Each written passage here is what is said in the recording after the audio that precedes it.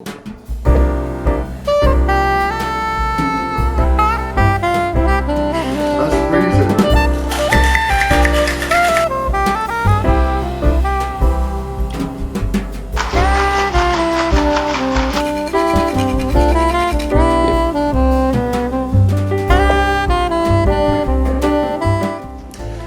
guys, so we're going to be making some cocktails today. We're going to be doing the Gingerbread Alexander, which is the cocktail of the month for the Lebkuchen Gin.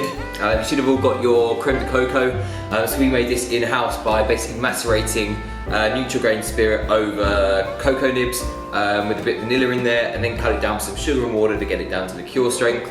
As you know, this is modelled after the German gingerbread recipe, so you've got flavours of almonds, cinnamon, nutmeg, cloves, a little bit of honey. It's quite a sweet gin, which makes it perfect for this cocktail.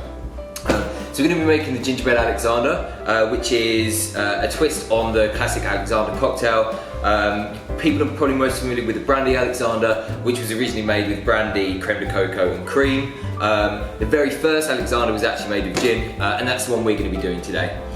So you're going to need a cocktail shaker. If you haven't got one at home, you can stir it down over some ice and you kind of get a similar effect, but it is much better shaken because beating the cream up kind of froths it up a little bit, so you get a nice foam on top of the cocktail. So you're going to be wanting 25ml of the Lebkuchen Gin.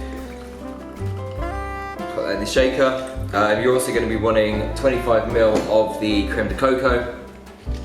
So this adds some sweetness to it, and obviously gives it a little bit of a chocolatey flavour.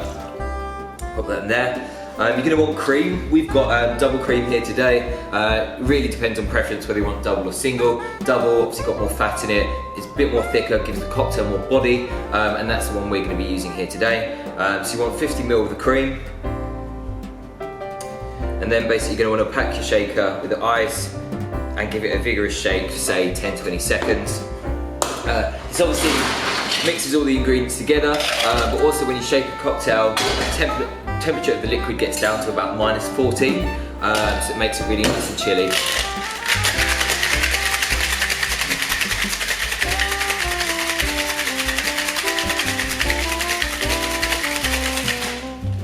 You'll know when it's finished because the shaker will be freezing cold. You'll be able to see the ice and your hands might even stick to it like mine. That is really, really cold. And then you're going to want to double strain the cocktail into a cocktail glass. We're using a classic coupette. You can use anything you want really. If you have got a double strainer, we're going to be straining it twice. So you've got the traditional cocktail strainer, and then this gets all the little flakes of ice out. By shaking it, you're really beating it up, and you do sort of break the ice down a bit, and ideally you want to try and get all of these little bits of ice out before you serve the drink, just because, you know, them floating around isn't really too great.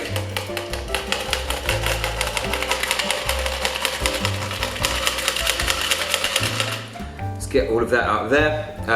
We're going to be garnishing this drink traditionally, which is nutmeg garnish. Most garnishes are basically just for either for the nose or the eyes. This one actually does impart quite a lot of flavour onto the drink too, so it's a really good addition to it. You don't want too much, just a little bit over the top. And there you have it, it's the Gingerbread Alexander. So it's a really thick, decadent, creamy cocktail. Probably don't need many more than one. It's an ideal nightcap and a superb festive cocktail. So hope you're all enjoying the gin. Merry Christmas for everyone here at One Time Gin, and we'll see you again in the new year. Cheers. Good world.